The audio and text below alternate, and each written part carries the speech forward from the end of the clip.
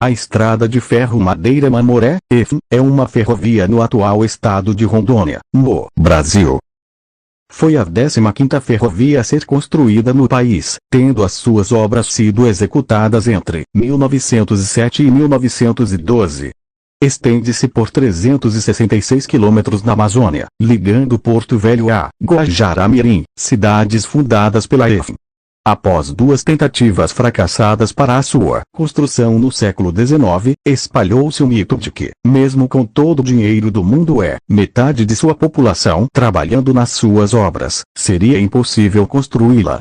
O empreendedor estadunidense Percival Farquhar aceitou o desafio e teria afirmado foi a primeira grande obra de engenharia civil estadunidense fora dos Estados Unidos após o início das obras de construção do Canal do Panamá, na época então ainda em progresso. Com base naquela experiência, para amenizar as doenças tropicais que atingiram parte dos mais de 20.000 trabalhadores de 50 diferentes nacionalidades, Farquhar contratou o sanitarista brasileiro Oswaldo Cruz, que visitou o canteiro de obras e saneou a região. A EFM garantiu para o Brasil a posse da fronteira com a Bolívia e permitiu a colonização de vastas extensões do território amazônico, a partir da cidade de Porto Velho, fundada em 4 de julho de 1907. Em 2011, o governo do estado de Rondônia condecorou um memorial com a Comenda Marechal Rondon, Percival Farquhar e os 876 americanos que comandaram a construção da ferrovia. Em 2012, comemora-se o centenário de sua inauguração. Em fevereiro foi instalado o Comitê Pró-Candidatura da EFM a Patrimônio Mundial da Unesco. A ideia da ferrovia nasceu na Bolívia, em 1846, quando o engenheiro boliviano José Agustín Palacios convenceu as autoridades locais de que a melhor saída de seu país para o Oceano Atlântico seria pela bacia amazônica. O pensamento do engenheiro justificava-se na dificuldade para transportar a Cordilheira dos Andes e na distância do Oceano Pacífico dos mercados da Europa e dos Estados Unidos. Foi então, em 1851, que o governo dos Estados Unidos, interessado na melhor saída para a importação de seus produtos, contratou o tenente Lardner Gibbon para estudar a viabilidade do empreendimento via Rio Amazonas. Em 1852, Gibbon concluiu o trajeto Bolívia-Belém, descendo pelo lado boliviano os rios Guaporé, Mamoré, Madeira e Amazonas, ratificando a ideia do Palacios, quando demonstrou que uma viagem dos Estados Unidos para La Paz pelo caminho dos rios amazônicos, com o advento de uma ferrovia margeando as cachoeiras do rio Madeira, demoraria 59 dias, contra os 180 dias pelo Oceano Pacífico que, além da distância, somava a dificuldade de contornar o Cabo Horn. A Madeira Mamoré Raio Vale, Posteriormente, por efeito da assinatura do Tratado de Petrópolis, 1903, no contexto do ciclo da borracha e da questão do Acre, com a Bolívia, que conferiu ao Brasil a posse deste estado, iniciou-se a implantação da Madeira Mamoré Raio Vale. O seu objetivo principal era vencer o trecho encachoeirado do rio Madeira, para facilitar o escoamento da borracha boliviana e brasileira, além de outras mercadorias, até um ponto onde pudesse ser embarcada para exportação, no caso Porto Velho, de onde as mercadorias seguiam por via fluvial, pelo mesmo rio Madeira e, então, pelo rio Amazonas até o Oceano Atlântico.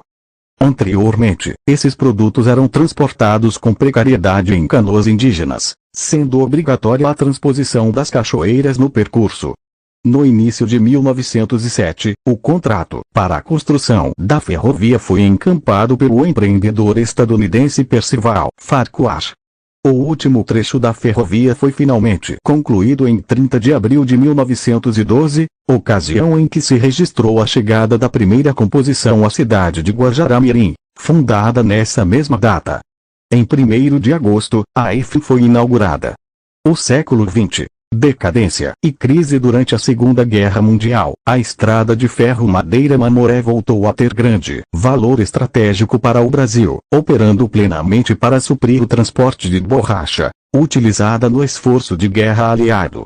Em 1957, quando ainda registrava um intenso tráfego de passageiros e cargas, a ferrovia integrava as 18 empresas constituintes da Rede Ferroviária Federal. Em 25 de maio de 1966, depois de 54 anos de atividades, a estrada de ferro Madeira-Mamoré teve sua desativação determinada pelo então presidente da República, Humberto de Alencar Castelo Branco. A ferrovia deveria ser, porém, substituída por uma rodovia, a fim de que não se configurasse rompimento e descumprimento do acordo celebrado em Petrópolis, em 1903. Tal rodovia materializou-se nas atuais BR-425 e BR-364, que ligam Porto Velho a Guajará-Mirim. Duas de suas pontes metálicas ainda servem ao tráfego de veículos. Em 10 de julho de 1972 as máquinas apitaram pela última vez. A partir daí, o abandono foi total e, em 1979, o acervo começou a ser vendido como sucata para a Siderúrgica de Mogi das Cruzes, em São Paulo.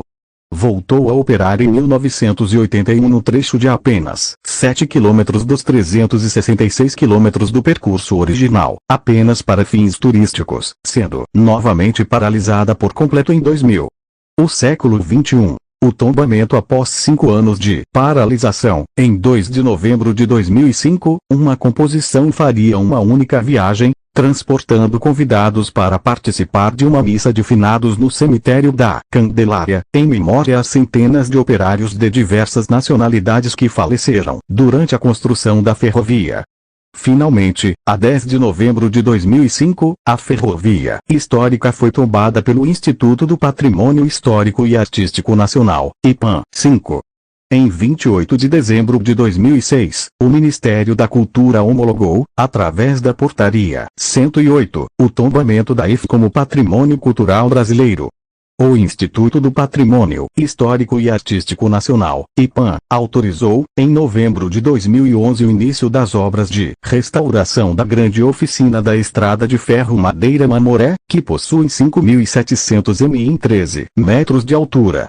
O trabalho de revitalização pago pelas compensações dos impactos causados pela construção das usinas hidroelétricas de São Antônio e Geral no Rio Madeira deverá estar concluído até 2014, e prevê também o funcionamento das locomotivas, como trem turístico, no trecho entre a estação de Porto Velho e Santo Antônio, totalizando aproximadamente 8 quilômetros.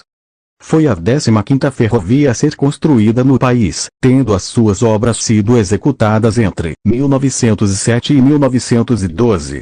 Estende-se por 366 quilômetros na Amazônia, ligando Porto Velho a Guajará-Mirim, cidades fundadas pela EFM. Após 2 tentativas fracassadas para a sua construção no século XIX, espalhou-se